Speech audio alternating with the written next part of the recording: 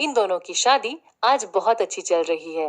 कई बार एक बीवी अपने पति को भला बुरा इसीलिए सुनाती है क्योंकि उसे अपने पति से प्यार और अटेंशन चाहिए होता है। कुछ बीवियां अपने पति को कंट्रोल में रखने के लिए भी सुनाती रहती हैं, मगर ये किसी भी आदमी को खुद से दूर करने का सबसे बेहतरीन तरीका होता है। अपने पार्टनर को अपना सारा अटेंशन दें और एक दूसरे की खूब प्रशंसा करें। अगर एक आदमी अपनी बीवी को अवॉइड कर रहा है, उस पर बिना बात के गुस्सा हो रहा है, तो वो उसे धोखा दे रहा है। वो अपनी बीवी के प्रति वफादार नहीं है। अगर आपकी शादी में कभी भी दिक्कत आए, तो अपने दोस्तों को, रिश्तेदारों को कभी मत बताइए। बताना है तो किसी शिक्षित काउंसलर को बताएं, मगर अपने पति की बुराइयां दुनिया के सामने ना करें। क्योंकि आप वो बातें बता रही हैं, इसीलिए आप सिर्फ पति की बुराई नहीं कर रही हैं, आप अपनी भी बुराई कर रही हैं। दूसरी तरफ अपनी पत्नी को बदलने की कोशिश कभी मत कीजिए। इससे उनके आत्मविश्वास पर बुरा प्रभाव पड़ेगा। वो आपसे दूर हो जाएंगी और आपकी शादी खत्म भी हो सकती है। हम खुद के अलावा किसी को नहीं बदल सकते हैं।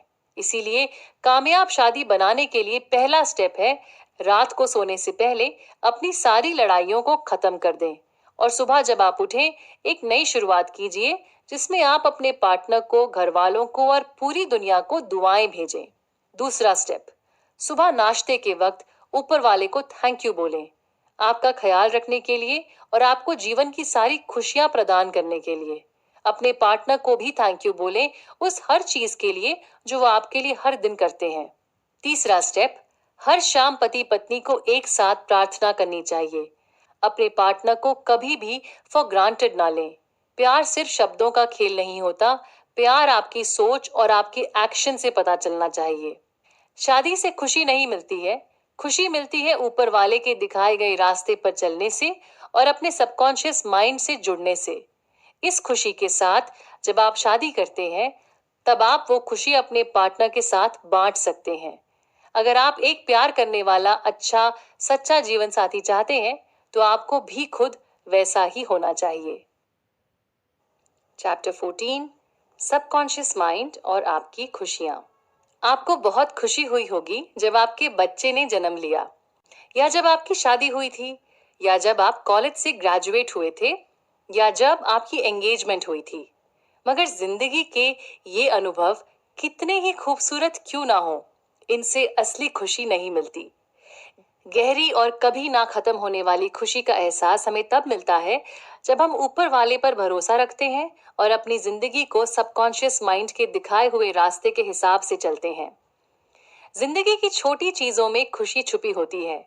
खुश रहना बहुत आसान है, आपको बस खुशी चुननी है। सुबह उठते ही खुद से कहिए, मेरी जिंदगी डिवाइन ऑर्डर के मुताबिक चल रही है, आज मेरे साथ सब कुछ बहुत अच्छा होगा।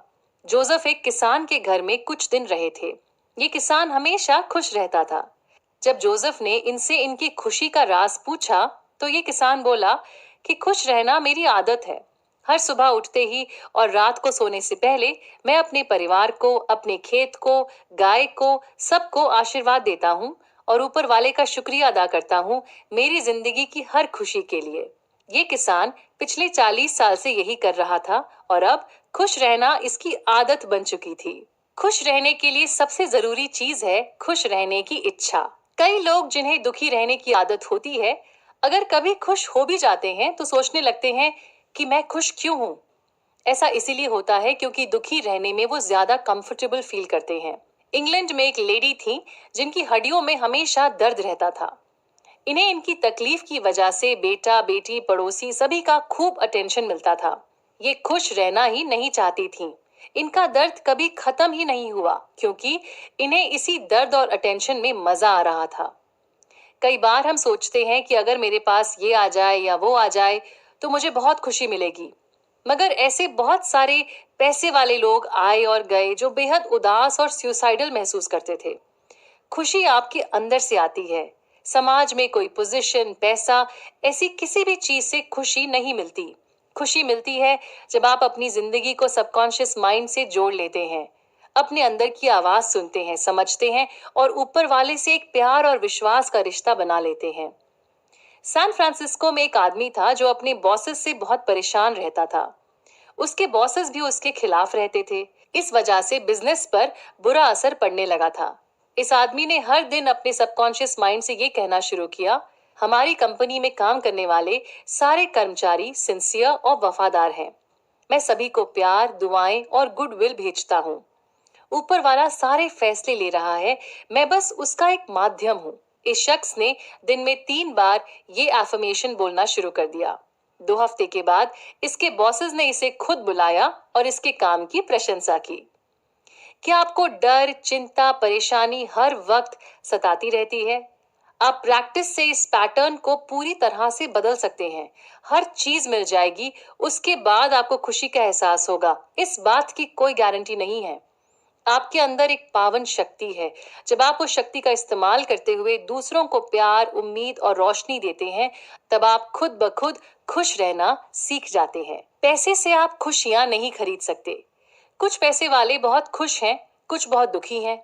कोई शादीशुदा है और बहुत दुखी है, कोई सिंगल है और बहुत खुश है। यानी कि खुशी का महल आपके अंदर ही है, आपकी सोच में छुपा हुआ है। चैप्टर 15, सबकॉन्शियस माइंड और इंसानी रिश्ते। जैसा आप चाहते हैं लोग आपके बारे में सोचें, जरूरी है कि आप भी उनके बारे में बिल्कुल वैसा ही सोचें। उदाहरण के तौर पर, अगर आप किसी के सामने उनकी तारीफ करते हैं मगर उनके पलटते ही आपके मन में उनके लिए नेगेटिविटी आ जाती है, तो ऐसे में उनके साथ आपके रिश्ते कभी भी अच्छे नहीं बन पाएंगे। आपके मन में जो भी थॉट आ रहा है, उसे सोचने वाले आप हैं। इसीलिए जब आप किसी के बारे में बुरा सोचते हैं तो नुकसान आप ही का होता है। जब हम किसी के लिए कुछ अच्छा करते हैं या कहते हैं तो वो अच्छाई लौट कर वापस हमारे पास आती है, मगर जब हम किसी के बारे में कुछ बुरा सोचते हैं तो सारा नुकसान हमारा खुद का ही होता है। एक महिला बहुत परेशान थी क्योंकि उसके पति हर सुबह अखबार पढ़कर गुस्सा हो जाते थे। हर दिन इतने आक्रोश में आ जाने की वजह से उनके शरीर पर अल्सर्स निकल आए थे। जोसेफ मर्फी ने इस आदमी को समझाया कि अखबार वालों के पास अपने विचार एक्सप्रेस करने की आजादी है, उसी तरह से हमें आजादी है कि हम उनके विचारों से डिसएग्री करें। हमें अपने अंदर इतना गुस्सा भरकर अपना नुकसान करने की कोई जरूरत नहीं है। इस आदमी को यह बात समझ आई और इसने अपने गुस्से पर काबू पाना शुरू किया। यह अखबार पढ़कर गुस्सा करने की जगह हंसने लगा। कुछ दिनों बाद इसके अल्सर्स भी अपने आप ठीक हो गए। दूसरा इंसान क्या कह रहा है या वो क्या कर रहा है, इससे आप पर कोई असर नहीं पड़ना चाहिए। असर तब पड़ता है जब आप पढ़ने देते हैं। जब आपको गुस्सा आता है तब आप 4 स्टेजेस से गुजरते हैं। सबसे पहले जो उसने किया या कहा, आप उसके बारे में सोचते हैं। उसके बाद आप गुस्सा होने का फैसला लेते हैं। उसके बाद आप रिएक्ट करते हैं, गुस्सा करते हैं। यानी कि सारा थॉट, इमोशन, रिएक्शन, एक्शन, सारी प्लानिंग हमारे खुद के दिमाग के अंदर चल रही होती है। जब हम इमोशनली मैच्योर बन जाते हैं तब हम नेगेटिवली रिएक्ट करना बंद कर देते हैं, क्योंकि नेगेटिवली रिएक्ट करने का मतलब है कि आप सामने वाले के लेवल पर चले गए हैं और नीचे के नेगेटिव वातावरण से जुड़ गए हैं। हमेशा अपने गोल पर फोकस कीजिए। किसी भी इंसान को इतनी ताकत मत दीजिए कि वो आपको कभी भी अपने लेवल पर नीचे खींच सके। प्यार का मतलब होता है हर इंसान की इज्जत करना, उन्हें दुआएं भेजना, उन्हें समझने की कोशिश करना। जितना प्यार आप दूसरों को देंगे उतना प्यार आपके पास वापस लौट कर भी आएगा। एक एक्टर था जिसे उसके पहले प्ले में ऑडियंस ने बहुत क्रिटिसाइज किया था। इस हादसे के बाद ये एक्टर हमेशा ऑडियंस के बारे में भला बुरा बोलता था और उसने थिएटर में काम करना बिल्कुल बंद कर दिया था। जब इस एक्टर ने सबकॉन्शियस माइंड के बारे में समझा तो इसने हर रात ऑडियंस को प्यार भेजना शुरू कर दिया। मुझे देखने वाला हर शख्स ऊपर वाले का दूत है। मेरी ऑडियंस खुशहाल है और मैं उन्हें दुआएं भेजता हूँ। आज ये शख्स एक बहुत बड़ा एक्टर बन चुका है। कुछ लोग मेंटली इल होते हैं।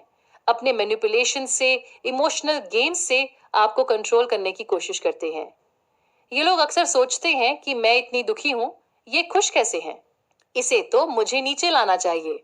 ऐसे लोगों को अपनी अच्छाई का फायदा बिल्कुल ना उठाने दें। उन्हें दुआएं भेजें, मगर आप वो करें जो आपको अपने लिए सही लगता हो।